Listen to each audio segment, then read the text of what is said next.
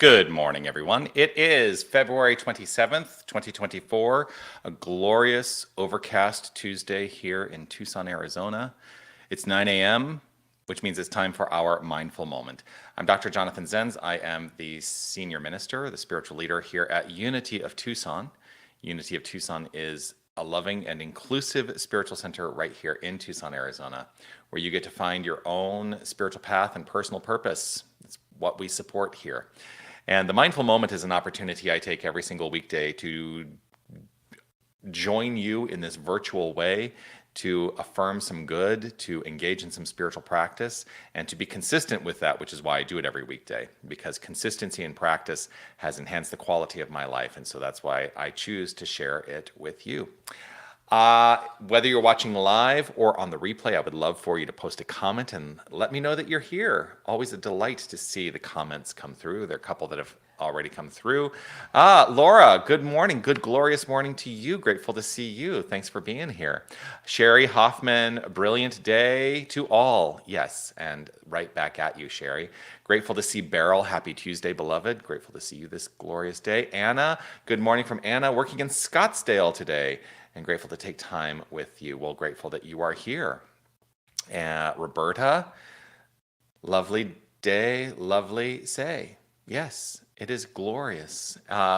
Reverend Jerry, good morning to you. Sue Craig, grateful to see you. Yes, I see that you were saying lovely day, Roberta. Got it. I do want to, of course, let you know. Here we are. Ready? You are love. You are light. You are life. You are magnificent. And I want you to take a moment to really sense what you feel in hearing those words said about you. What comes up for you? You don't have to respond. You don't have to I want you to get a sense of what it is for you. You don't have to tell me. But what does it feel like when I say you are magnificent? Just check in.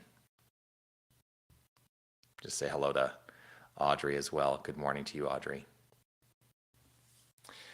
So the reason that I ask you what does that feel like is because there was a story that was offered to me this morning when I was on a walk with my sister, and she was telling me about this woman who had a significant amount of wealth, and that she had basically gone to a school and announced that she was going to pay all the student loans for the school, and like until the money ran out, she was donating this amount so that students could basically have their school have their education paid for. And she said, just use it until the money runs out.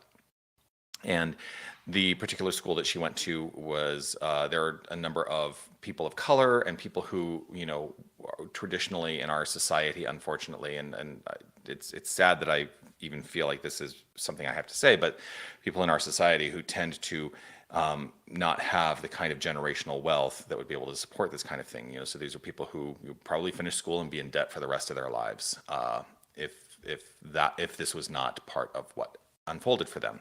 So the reason that I bring this up is because I said, like eliminating that debt is going to free up energetically the flow for so many people in a way that it will grow itself in ways unexpected. And I thought to myself, I think that's kind of what I want to talk about today, perhaps on the mindful moment. So then I was reminded about this. I do an exercise when I teach prosperity, but this is not limited to prosperity. When I teach a prosperity course, though, I invite the students into an exercise where I ask them to write out what I call a spiritual balance sheet. Now, if you're not familiar with accounting, my trying to explain to you what a balance sheet is in the accounting world will hopefully make sense.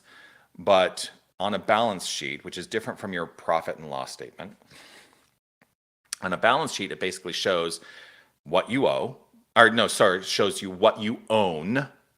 What are your assets? What do you own? And then it shows you what you owe. What are your debts? And then there's another section, which is your equity, which is the difference between the two. So you've got what you own, and then what you owe plus your assets or plus your equity equals, they should be equal. So as you own more and reduce your debt, your equity goes up, your value goes up, right? And so I have this practice that I offer to people to do a spiritual balance sheet, which is what are the thoughts and beliefs and feelings that we own, and what are the detrimental things that we offer through thought, belief, and feeling that are basically what we then create as debt in our life. We create it as something we owe in our life. And so I can think very highly of myself. So something that I own is my sense of self-worth, my sense of self-reliance, my sense of self-esteem. That is something that I own. And if I owe something, if there's a spiritual debt, it's the ways that I perhaps discount that notion in mind, and what is left over is the equity. And so the more mental work that I do to alleviate those debts, the more I build up my mental equity and the better my life becomes. So I hope that I've explained that to you well. Because oftentimes what I find is if I say a statement out loud like, you are magnificent, and perhaps you can take that in and you can own that, absolutely. There might be something in the back of your mind that is contradicting that statement and saying, oh, really, you think so? Well, that's something that becomes a debt, and it detracts from that which you owe. And so the work then is to let go of the debts, to build up your spiritual equity. That's kind of the work we're always doing. It's kind of the work that I'm encouraging us all to do. And so it's a metaphor that works for me, and it's something that I like to share because, we're always looking, I think, to increase our sense of self-worth and value and everything, and that is building up that equity. Here's the thing that I have found is that I am always uncovering more conscious mental debts in my mind, but the manner in which I address them unfolds more rapidly now than it used to. I used to really sink into those debts, and they would, the debt would then compound and create more debt mentally. And so it didn't matter how much I owned because, it would lower the amount of equity. And so, how will you build up your mental, spiritual, conscious equity? By increasing your value, increasing your assets, your mental, spiritual assets, and releasing your mental, spiritual debts. That's the work we do. So as I say, you are magnificent. Take that in as an asset and check in to see if there's any way that you've aligned a debt to that, something that contradicts that notion. Just check in. Are you willing to let go of the debt and welcome the asset 100%? That's it. That's the message today. I'm going to invite us into the practice of affirmative prayer, which is the practice of increasing our assets, relieving our debts, and building up our equity. That's what prayer is doing for us. So if it's safe and comfortable for you to close your eyes, I'm going to invite you to do that. As I choose to close my eyes, it allows me to turn the attention to the inner life. And I recognize that the inner life self-generates assets. And it is oftentimes what I take in from the external that supports debt. And so I let go of the external and I trust in the inner life to build up the assets, to release the liabilities, to release the debt. As I place my focus on that inner life, I know that there is only love. There is only light. There is only infinite life. There is only the infinite flow of magnificence, growing, expanding, harmonizing. For there is only God, this spiritual energy of creation. It's the only thing that exists. That is the absolute asset. And I know that that is who and what I am, who and what each and every one of us is, and I recognize that understanding as an asset. And so I choose to own this understanding. I am that which is, and everyone whom I encounter is wholly divine. 100% of them is magnificence. And there is absolutely no separation. There is only this goodness, this light, this life, this love.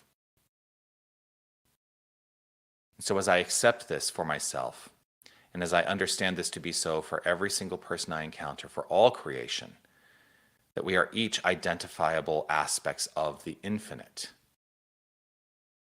I know that I'm growing the equity in mind by releasing anything that is contrary to this notion. I let go of those ideas in mind which hold me back or spiritually diminish, and I welcome only that which grows and expands. And I trust and know that as I release those liabilities, release those conscious liabilities, what I am left with is a magnificent, growing sense of equity. And this enhances the experience of life, for that is its nature. To always be forward moving, growing, expanding. And it is for this and for so much more that I live in eternal gratitude, knowing that gratitude too is an asset. And as I express gratitude, I build up that equity. For gratitude releases anything unlike it. Gratitude releases any liability, releases any debt. I live in gratitude and I choose gratitude. And so with gratitude and appreciation overflowing from within, I simply let it be. I relax, I trust, I know, and welcome the infinite flow of circulation in its full expression, the inflow and the outflow, rooted in this expanded sense of equity. I let it be. And I affirm it by saying, and so it is. Amen.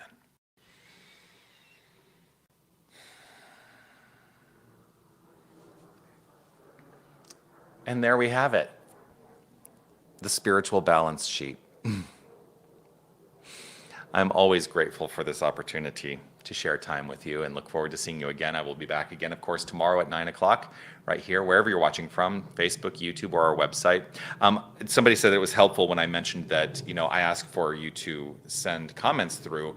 I am aware that there's no place to comment on our website. So if you're watching on our website, there's no place for you to comment. I can only see comments from Facebook and from YouTube on the live stream. So I apologize if you're not able to make a comment, but just know that your presence is felt and I'm grateful for that. Again, we'll see you again tomorrow at 9 a.m. I do, of course, want to remind you of all the things that are happening here. Let me tell you, first of all, 12 Powers class coming up this Saturday. It begins 10 a.m. It'll be on Saturdays from March 2nd to April 20th. You can still sign up for that at unitytucson.com/classes. There is also Dance Zen, a freeform dance experience coming up on Saturday evening at 6 p.m., guided by our very own Sherry Hoffman. It's a freeform opportunity to just move the body. There's no rule. There are some guidelines for safety and things like that Sherry leads you through. But it's an opportunity to let your inner mover out. Come join her for that, 6 p.m. on Saturday. There is also a satsang that is coming up. Self-described traveling monk Brian Lotman is going to be joining us here on Wednesday the 13th at 6 p.m. for a glorious, blissful sound bath, satsang, chanting. It's going to be wonderful. So we'll look forward to seeing you there. Peace and blessings to you. I look forward to seeing you all soon. Keep building up that equity. That's the message today. And know that I recognize only the magnificent equity that you express in the world. You are magnificent. And for that, I live in eternal gratitude. Be well. Bye, everybody.